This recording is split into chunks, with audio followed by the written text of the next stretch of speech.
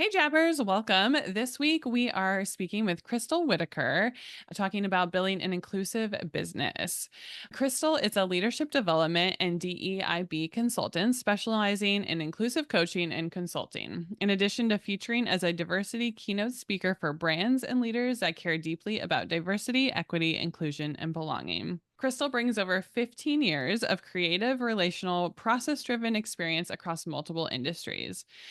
She is a self described corporate trained creative hippie who puts a strong focus on core values to help people elevate their community connections to communicate and lead with clarity and confidence.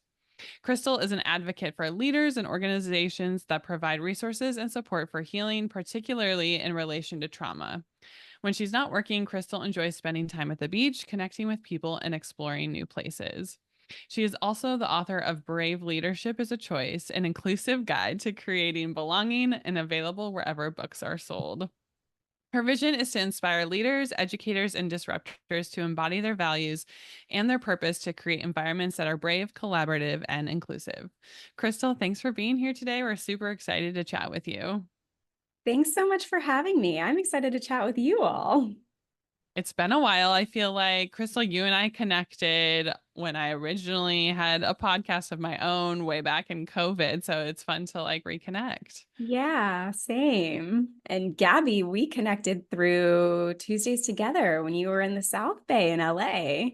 Yep, I know that group comes full circle every time. Kari and I talk about it all the time. I'm guessing it doesn't exist anymore. It kind of does. There's someone that runs it, but they're not as active. And then the LA chapter doesn't exist anymore. Okay. Yeah. Oh, the good old days. I Yeah. know, yeah. And Gabby, I'll go ahead and say this. You were one of the first people in the LA wedding industry that was super warm and welcoming to me. So thank you for that. This Aw. makes me so happy. Thank you for saying that. Yeah, the wedding industry, Kari and I talk about it a lot and how we had a whole episode about networking and finding your community and what it must be so overwhelming for people just coming into it in a new city. So thank you for saying that. And I hope we actually hope this podcast is a place where people can come and feel welcomed and enjoy chit-chatting with friends. Yeah. Yeah. Love that. So, Crystal, tell us a little bit more about your background. I know you started out as a photographer and then made a pivot. So, what motivated you to start working with businesses on inclusivity?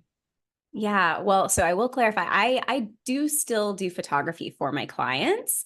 I'm just not in the wedding industry anymore.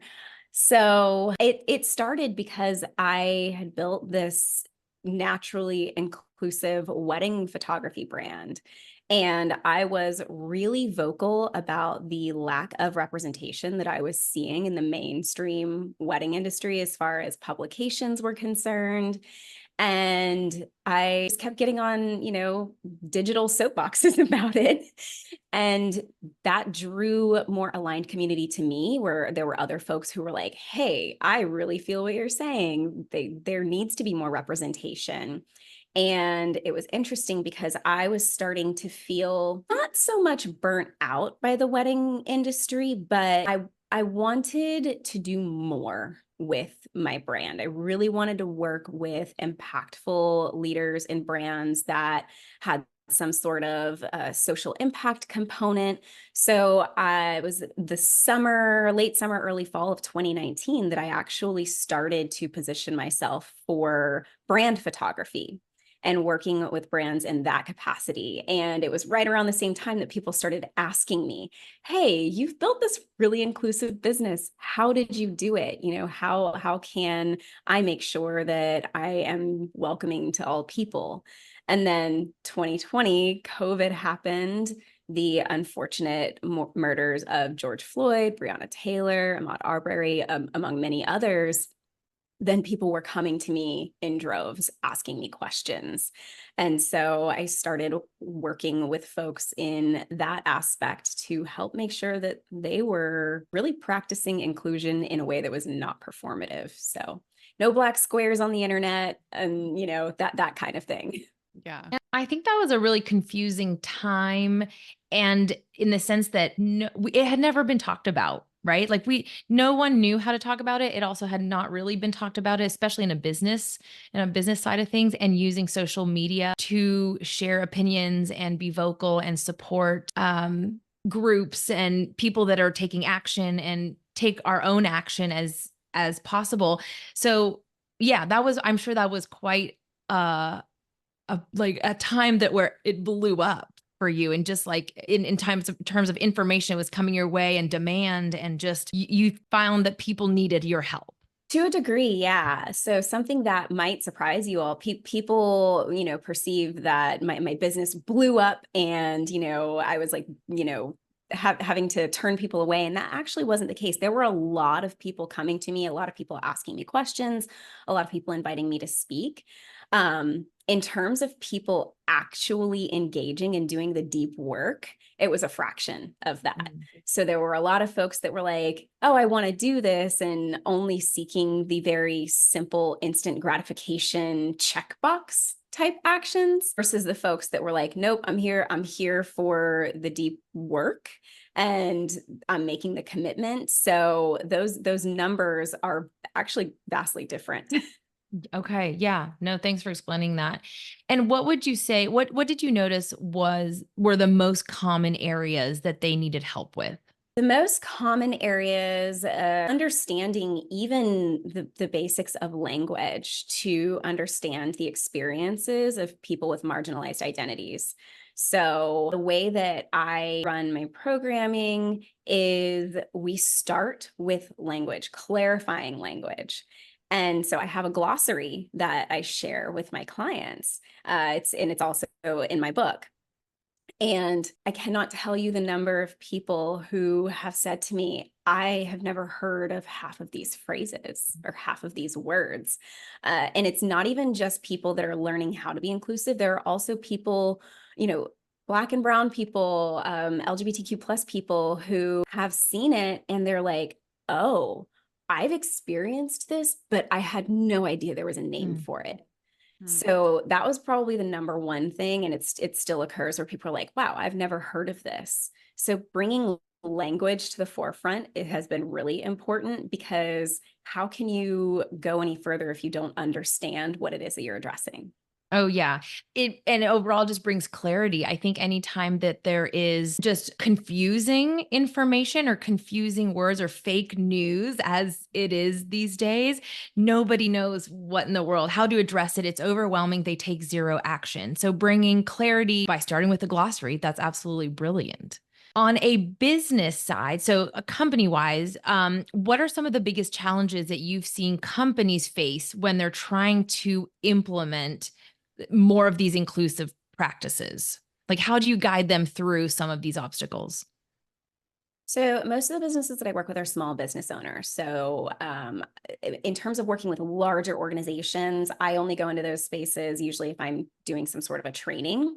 But on a deeper level, most of my clients are small business owners. Perfect. And the thing that is the most common is wanting to rush to the finish line and, wanting to implement things, but not doing kind of the back end work of really examining what have you been doing and how is that actually impacting people and, your team, your client base, things of that nature. And the other piece is I have witnessed folks where it's kind of like almost lip service, where they say, hey, we are doing this thing. We want to do this thing. We're bringing you in to do some trainings, do some sessions, and then that's it. Yeah. You're not really implementing anything. You're just checking a box. Yeah, they just want it to look good on paper, look good in front of other people, right? That's one of the things I wanted to ask, because like, what's your screening process, or how do you address it if you're noticing throughout the program that someone's just not in it, they're just using this as something to check off the list? How do you go deeper with them, or how do you get them to participate? Or do you just say, I'm sorry, you're obviously not ready for this. Goodbye. So the people that I'm coaching with one-to-one, thankfully, I haven't had that issue, because if they're making that investment, they're in it for the long haul. what you're asking is something that I typically see where people are like, okay, we want to do a training, as an introductory thing. And then that's it. It's kind of like they almost opt themselves out, which is a double-edged sword. It's kind of a blessing and a curse. It's like, okay, I can come in, I can introduce these concepts, and hopefully you are willing to get on board to do more. And if you're not, that's not really up to me, because I do deeply believe that everybody has the right to learn. Everybody should be given the opportunity to learn, as long as you're not doing things that are causing me emotional stress and harm, or in situations where if I bring in another consultant or two to support me, you're not causing harm to my people. So in those scenarios, it's just there's only so much I can do. I've done my job to the degree that people are giving me space to do it. And it's up to them to actually implement it. It's kind of the same. Gabby, I know that you've done coaching, right? So it's kind of the same when you are coaching clients or you're teaching people things. You are not responsible for what they do when they walk out the door. I know that I am showing up in alignment with my values. I know that I am in integrity with how I guide people and how I share information. I cannot control what they do with that information, unfortunately. Yeah. And sorry, though, I have one more question. I'm so sorry, Kari. She has so many questions to ask, but this keeps leading me to more. The last thing I want to say about this is, how do you, Crystal, protect yourself in those situations for not, like, to me, it would feel so personal, like any business owner you're proud of your work. You're wanting, at the end of the day, you're also selling a product, you're selling a service. How do you not take it personal when someone's not implementing it or they don't want to do that work? That is an ongoing practice of reminding myself that other people's actions are not about me. They're just a reflection of where they're at. Now, don't get me wrong. There are days that I ugly cry, at my desk, where I'm just like, what am I even doing? We all do. It's fine. I think that's par for entrepreneurship, right? Yeah. But then there's this extra layer of doing this thing because I genuinely do care about my clients and the work that we do together. Like, I really care deeply. And also, at the end of the day, it's not about me. It's their stuff. Yeah. I mean, Gabby and I were talking last week on an episode we recorded that was mostly about courses and things, but it was like, you can spend all this money, invest in things, but if you're not actually implementing it or taking the steps to do it, it's pointless. But I love what you said, because it is great to be in that space, right? Of like, you did what you could do, and then it's like you can't make people want to like learn more about it, right? Like, you showed up, you like did what you like, everything you could to educate, and then it's kind of on them, right? Like, the ball's in their court to keep that going. Yeah, something's actually coming to mind as you're reflecting that back to me too, because I think what protects me with my one-to-one coaching clients is at the beginning of our engagements. And even when I don't run it as often anymore, but with the group program at the beginning of our engagements, I have agreements, container agreements. This is how I'm going to show up. This is what I'm committed to. This is what I expect of you. And the one-to-one clients and the group containers, they agree to that coming in. Whereas it's a little bit different when you are doing larger organizational trainings in those containers. Like, I always create space agreements, but it's different than when you're in more of an intimate working relationship. Yeah, they're not blindsided of like, well, I didn't realize this is what the work would be. Yeah, they Yeah. know what they're getting into. Yeah. Okay, so with the businesses and inclusivity, since you said you work with smaller business owners, how do you, I mean, because you're working so closely with them, so throughout that process, how do you help them identify blind spots that they have, whether it's with hiring, marketing, or just like their customer experience? So I think the best way for me to answer this question is to take you all through the framework that I use as a guide. And I will preface this with, this isn't one of those, like, it's not the kind of one size fits all framework that you hear in marketing where it's like, do this exactly the same way and you will be successful. It's really just a blueprint.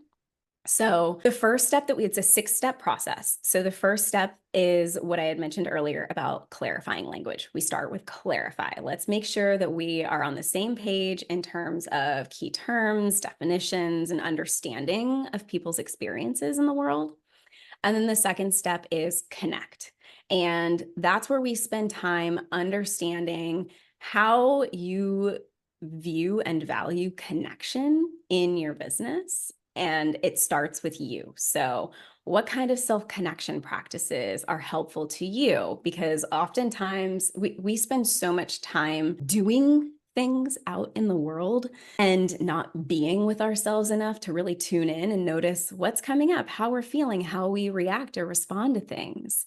So we spend time on what does connection look like for you? How do you want to model connection for other people, your team, if you have a team? How do you expect people to connect with each other? How are you going to manage that when you are engaging, let's say team meetings, group meetings, things of that nature? What are the expectations around connection? And then the third step is root. And this is my favorite and the juiciest part of the work because we get into core values and all of our work together is centered around values. So it's not as simple as, just picking your values and throwing them up on your website. It's all right, what are your values? Why are they important to you? How are those values a benefit to anybody that engages with you? And how can you maintain your commitments to inclusion and the communities and the people that you want to serve through the lens of those values? And after that, that's where we start to get into some of the more uncomfortable work because the fourth step is disrupt. And that is where we are disrupting everything that is familiar. We're examining bias. And we're doing it not just on a personal level, because the bias pieces, people think bias and you immediately think, gender identity, race, sexual orientation, things of that nature, right? But we also need to look at bias on a professional level. How do you view your business? What's happening inside of it? And then community. Where do you spend your time outside of your business? Are you a part of any organizations, volunteer organizations? Are you a PTA parent? What narratives might you be absorbing that are counter to your values? And I set it up this way on purpose because if we get really rooted in the values first, and then we're going through examining your biases and disrupting those things, and you're noticing, you're like, oh, this doesn't feel good. It's because it's against your values, and it starts to create this shift in people's minds where they become more aware as they are, writing copy, moving through the world, engaging with other people. And the truth is your biases don't just disappear because you identify them. It becomes more of a practice of being aware when you notice, ooh, this actually is against my value of, say, community or, well-being. What does that mean? And once we do all of that work, then the last two steps are embody and create. So embody is, all right, we've done all the foundational stuff. How can we make sure that you are embodying a leadership style that reflects the things you say you value and how you want to show up in the world? And then we get to do the fun stuff, which is create. So it's let's look at your messaging. Let's look at your visuals. What are you putting out into the world? And I always tell clients there's 4 types of messaging. You have your visual, written, verbal, and behavioral, and they all need to be consistent.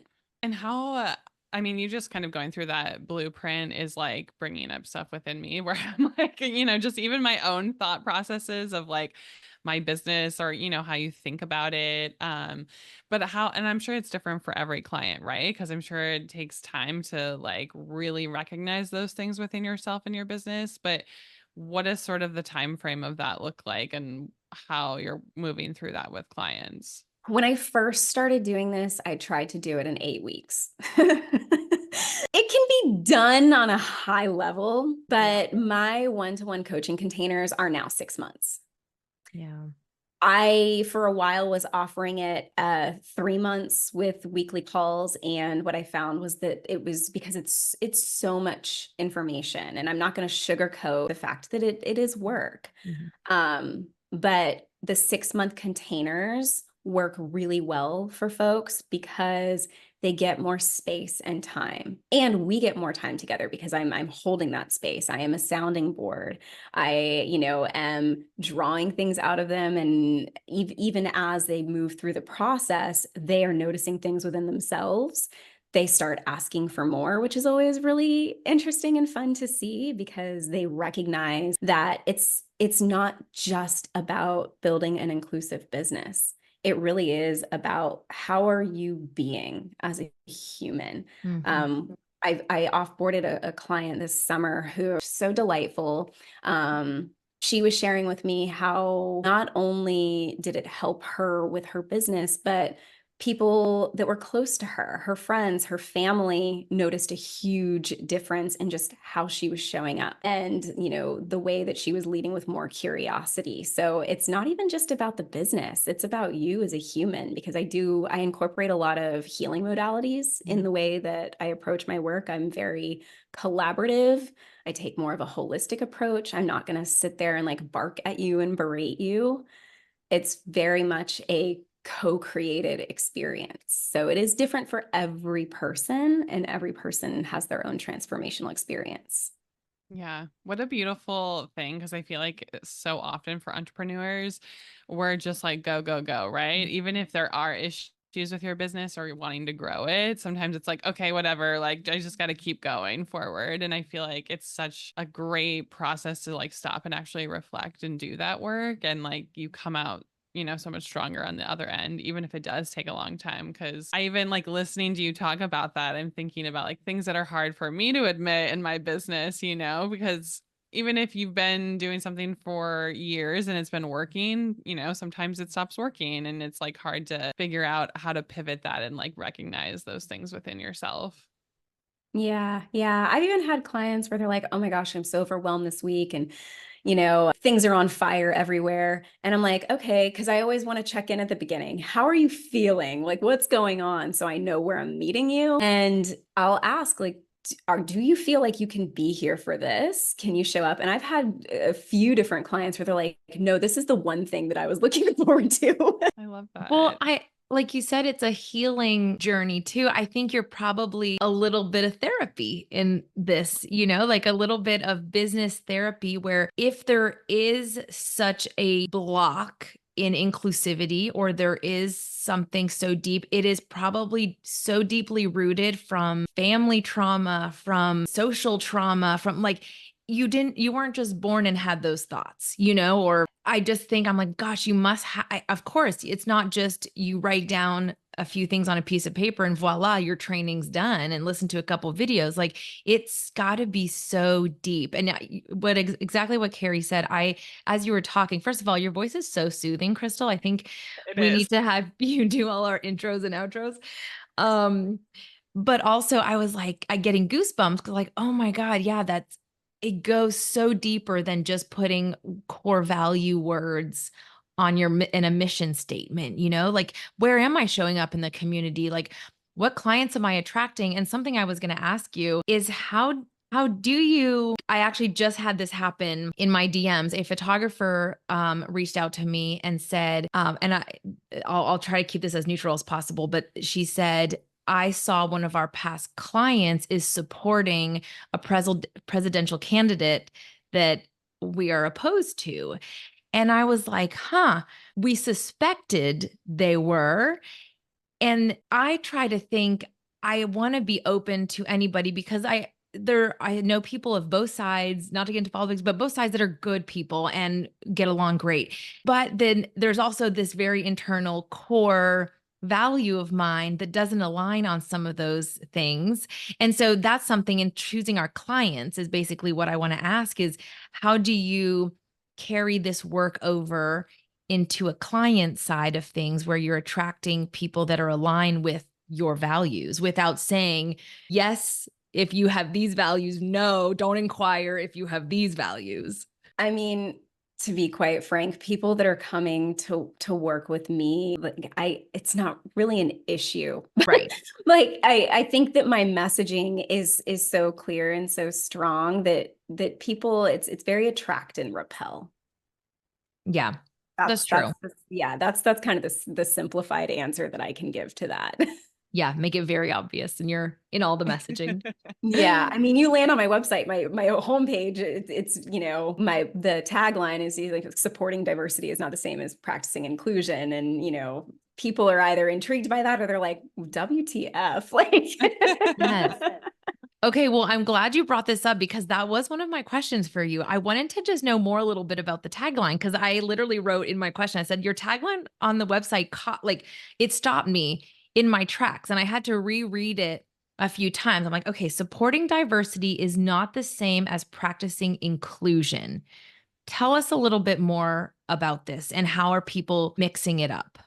Yeah. So that is a pull quote from my book, and obviously I expand upon it in there. But essentially, what that means is people can think about the folks that say things like, oh, I'm okay with, gay marriage, or, people can love whoever they want. I just don't think it should be advertised. I don't think it should be on, primetime television, like that kind of thing, where it's like, oh, like I support it, but like they're very flippant. Mhm. So, and then there are also people who are like, oh, I really do believe in inclusivity. Diversity and inclusion is so important. It's so needed. And then that's it. They don't do anything. They themselves, it's just lip service.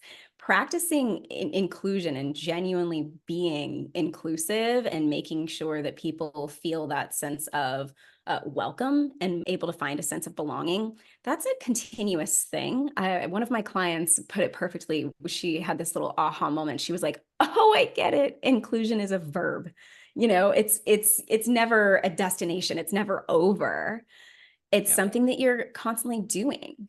Even me in this line of work and all of the legislation that is floating around, like there's things that I still learn on a regular basis. There are things that I am not well versed in, but always being open to learning and taking in new information versus being like, okay, well, like I built this program and I do this thing and I'm done. I don't have to do Mhm. anything else. That's not how it works.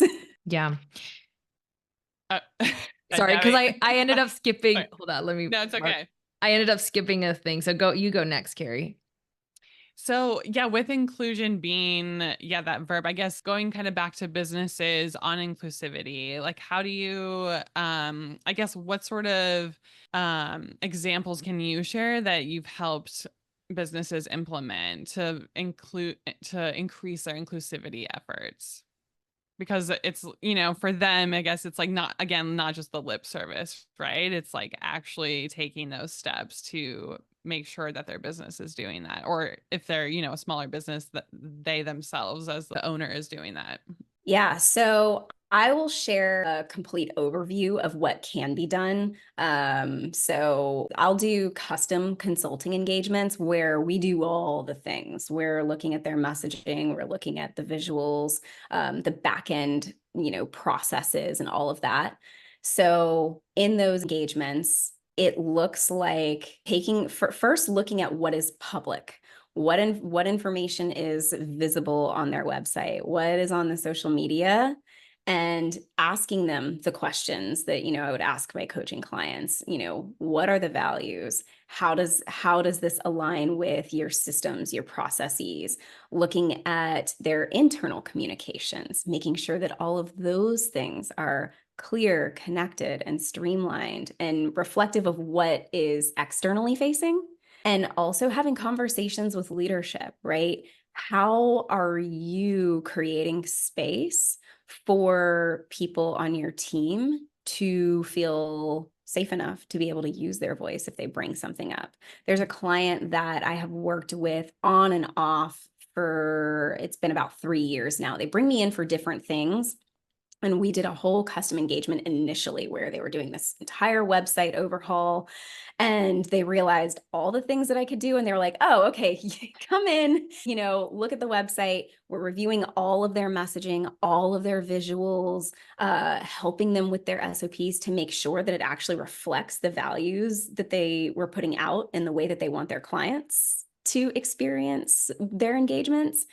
and making sure that all of that stuff was connected. And then they'll also bring me in for facilitation, which is really cool because then I get to meet their clients and understand the types of folks that they're working with. So that's a high level overview of what an entire engagement looks like. Then there are people, will piecemeal it where they're like, I can't afford the whole custom engagement, but can you look at my website? Can you look at my visuals? Hey, I've created this sequence. I want to make sure that it is aligned with what already exists.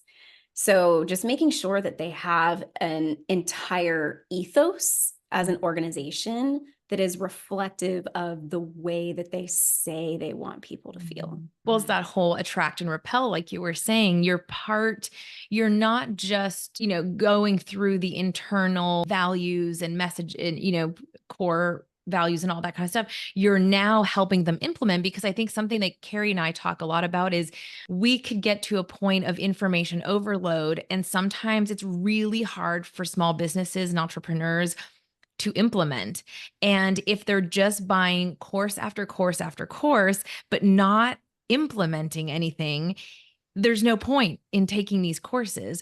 So I think it is important. Of course, there are some people that are so good on being self-driven and self-motivated to take those steps, but I think it's really great that you're taking them through that whole process and showing them exactly ways how the message can show up on the website, how it can show up, like you said, in SOPs. I didn't even think about that. But of course, your team needs to know, like, you can, as the business owner, you're taking this program, you're working through the program, but it needs to trickle down to everybody in the team. They need to know how to address inquiries properly and get the information needed for pronouns, or they need to know how to address something that we're having issues with in Tennessee is we have a lot of venues that are not LGBTQ friendly.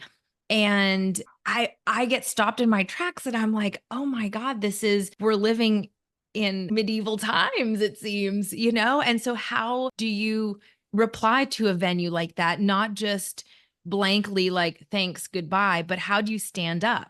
How do you say something? And I don't know the answer to that because I did not take this program, but that is something that we're going through right now where we have a venue that's opening. It's gorgeous. I went for a tour, found out when I got there that they are not open to gay weddings. And I stopped and I said, I'm sorry, I'm not going to be posting about it because we were going to do a whole blog post and everything. But I'm still thinking, it haunts me at night. I'm still thinking, what else can I do to spread the word? I mean, I started telling everybody that I knew, but other than that, I still think it's going to be a really popular venue. Like, that's the thing. It's going to be a huge success. Yeah. Because there will be people who support diversity, but don't practice inclusion. And they're like, whatever, it's a beautiful venue. I'm going to have my wedding here. Yep, exactly. Yeah. And to that point, it becomes a question of, let's say people choosing to have their weddings in spaces like that. Who are your friends and family? Is there anyone on your guest list that's going to feel uncomfortable or unwelcome there because of the place you chose to have your wedding? Yeah. Yeah, for sure. And the other thing I kind of want to go back to, because you mentioned something, Gabby, people often want to do all of the things. You're talking about, small business owners getting overwhelmed, but wanting to do the things. I talk a lot with my clients about doing this in a sustainable way, because it's very easy to get overwhelmed. I mean, there are things that I am still implementing on my own back end as far as accessibility. And it's one of those things that no matter where you are starting, just start. Do what's digestible, do what's sustainable, because if you create a list of 100 things that you recognize need to be done to be more inclusive, you are probably going to freeze in your tracks and think, where do I start? So I will work with folks on how can we do things that feel sustainable for you so that you're doing something as we move along versus just not doing it at all because you're overwhelmed. Yeah. Well, that That's actually the question that I was supposed to ask you earlier, but then I went on my own tangent, is exactly that. So a small business with limited resources, how can they make a meaningful, or how can they start making meaningful progress towards inclusivity without feeling overwhelmed or forgetting about sales, or what are a few examples of maybe small steps that they can take if they do have limited resources? So like a few simple things that people can begin to do is, asking for things. I feel like we've been saying this for years and people still have to be told, which is, people are where they are. But putting things like asking for pronouns in your contact form, asking if there are any accessibility needs in your contact form, because you don't know who's reaching out to you. You don't know what accessibility needs they have for their initial contact with you. And then looking at language on your website, like at the very least, looking at language, making sure that, for folks in the wedding industry, it's not, bride and groom all over the place. Folks outside of the wedding industry, how is your language speaking to folks regardless of how they identify? Those are some really simple, small steps you can take. And then as people are reaching out to you and you're having conversations with folks, listen, pay attention to what people are sharing with you about themselves or their businesses, what they need. And just simply by listening to people, if you're a really self-aware person and you know your own processes in and out, you will start to fill in the gaps just in conversation with folks. And you kind of mentioning like everyone, I guess, kind of finding your own space, like spot to begin, right? Like there's so much information. And I feel like that was going to be my question, like, where do people begin? But I think it's probably, correct me if I'm wrong, like different for everyone. It's kind of like, where can you start in your own business? Is it changing the language on your website?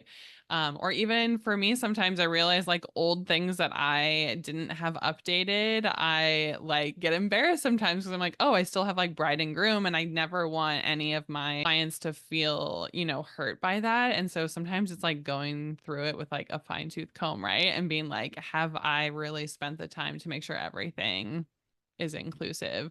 But I assume, Crystal, it's like different for everyone of kind of where they're maybe beginning with that information. Yeah, everybody is different. That's also why I take more of a human focused, trauma informed approach, because it's important for me to understand where you're at. Yeah, sure. Sorry, Gabby. That's okay. I jumped all you. over the place. It's okay. Well, I kind of figured Crystal answered that question about like where to begin. So, Crystal, something that you teach about and you mentioned earlier are the 4 types of messaging that folks need to be aware of. So, I'd love to talk about that a little bit more, and specifically the connection between socially conscious leadership and maybe those 4 types of messaging. Yeah. So just to recap the 4 types, you have your visual, written, verbal, and behavioral. And socially conscious leaders, they recognize that all of those things need to be cohesive. So if I am a potential client or customer and I land on your website, actually, I won't name the brand, but I was on this brand's website and I was reviewing information. They were not a potential client. I was kind of doing some sleuthing, but their website appeared, visually, they had a diverse range of skin tones and body types. And I was like, oh, this is really cool. And then I looked at their social media and it was all one type of person. It was all like very hot, thin, fit white folks, which, okay, fine. I have nothing against hot, thin, fit white folks. but it didn't coincide with what was on their website, which I found odd. And then when I was looking at their team, especially like on the hiring side, I was like, oh, this is so interesting. Their team isn't super diverse. Like there's not a ton of diversity at the leadership level. So there were things that just didn't quite fit. There wasn't this streamlined. It's like visually, it was like, okay, sure, they appear to be inclusive. But then when you dig through the social media, when you start to look at the messaging, there's some things that kind of raise an eyebrow, things that lended to, using language like spirit animal. So looking at all of those things, if you're truly doing this work and you are, aware and as socially conscious as you can be, you're going to be mindful of things like that. If you are showing diversity on your website, you should also be showing diversity on your social media and vice versa. And if you're showing diversity visually, you need to be really mindful of the language and the phrases that you're using in your messaging as well. And then also consider your leadership. What's your overall team look like? Yeah. Can you share some more ways that you help support folks with all of those? Yeah. So folks can work with me one-to-one. We can do coaching where we do all the deep work that we've kind of talked about during this conversation. If there are resources available, we can work together on broader custom consulting engagements. And then I also bring in support for that because I am just one person. So I always like to have support for the things that are not my zone of genius. So for example, if a client's like, we want to do all the things and accessibility is a part of that, transgender inclusion is a part of that, I have counterparts that I will bring in for stuff to support in that way. And then on the visual side, if people, we've done that foundational work, we've done the coaching, we've done the training where, your messaging has been reviewed and it's good to go. And you're like, all right, time to update the visuals. Because I just can't let go of photography. That is something that I can still do for folks. And that works really well because if I've already done all the deep work with you on understanding you as a leader and your brand and your message, then it's so much easier for me to help translate that into your visuals. And one thing that I'm really excited about is I have also brought in video this year. So I have a creative director that will come in and do video for clients that want that additional asset. So that's been really fun to have as an extra offer for folks. Yeah, that's great to have that. Yeah, just feel so cohesive of like not having to bring in another photographer and kind of catch them up on like where they're at in the process. So I feel like that's such like a great way to have both of those elements, kind of like you were saying earlier, like a superpower of yours of like combining, like your inclusivity and the photography side as well. Yeah, yeah. And honestly, photography it's the magic that helps me to connect with folks. Like when I was photographing people as a wedding photographer, photographing couples and their friends and their family, and even on the more intimate side when people would ask for boudoir and things like that, there's something so special about having those moments where you are connecting with people on this very personal level and getting to know them, understanding what makes them feel good so that they look good, what makes them feel connected so that they can relax. And the photography side of what I do is, I think, what makes me better as a coach and a consultant. Yeah. So Crystal, what are some maybe like two key takeaways that our listeners can leave here today? Something people can go out and do today or tomorrow? Two things. So one Or if thing, you have more, that's fine too. yeah. One thing people can do, you can go to my website and you can download one of my free guides. And there are a few that you can choose from. You could download all three if you want, to first revisit your core values. Even if you've done values work before, I'm willing to bet that you probably haven't considered how your values are aligned with your commitments to inclusion. So I have a core values guide that actually supports that to get you started. It's a really good place to start. The other piece, as if you have tuned into this episode, go back and take some of the tips as far as website updates that I have offered. So, updating things in your contact form and things like that. super easy. I'm like, I'm Yeah. gonna go download those and work Yeah. on them myself. Same, because I'm pretty sure one of my core values is fun. That's So fine. That's actually totally fine. So I will tell you, my partner, one of her core values is play. Mm. okay. And I remember when she first told me this, it was kind of like there was a little shyness around it because she wasn't sure how I was going to receive it. And I'm like, oh, that's really cool. But her having that core value of play has been really awesome for me to be aware of, because she has helped reframe what I think when I think of the word play. Mm. And how I even consider my own self-connection practices, because I'm a little bit witchy. I like to pull oracle cards, and my meditations are very, I'll say whimsical, magical, right? And some people, when I describe the things that I do in my own spiritual practice, they might raise an eyebrow. They're like, oh, that's kind of weird. But my girlfriend has helped me reframe. I'm like, okay, well, it might be weird for you, but for me, this is how I play. And that is how I stay connected to myself and my spirit, so that I feel whole and lit up, so I can keep showing up for people in this work. Yeah. Yeah. So Oh, it's I okay love that that. your value is fun, Gabby. We just got to Fun. expand. Expand on what fun is for you. Yeah. But this is overall a great reminder that we need to look at our core values, because I don't know that I've re-looked at them since 2016. So it's probably time, and a lot has changed. And I do think we've matured. So yeah, that's a really good reminder. But Crystal, this was an incredible conversation, and one that I was nervous about, in the sense that I knew you would be speaking to things that I needed to check on myself with and my business. So I appreciate you for bringing that up, and speaking your truth honestly. And you're such a powerful voice in the community about inclusivity, and you're making it approachable. And I think that's what we need, is as scary as it can be, because we know there's a lot of deep work that needs to be done with it. I think you make it very approachable. You're so fun, you're so playful. And I'm excited to continue reading your book, because as we were talking offline before we started, I do have Crystal's book, which you didn't mention, but it's called Brave Leadership is a Choice, and it's available on Amazon.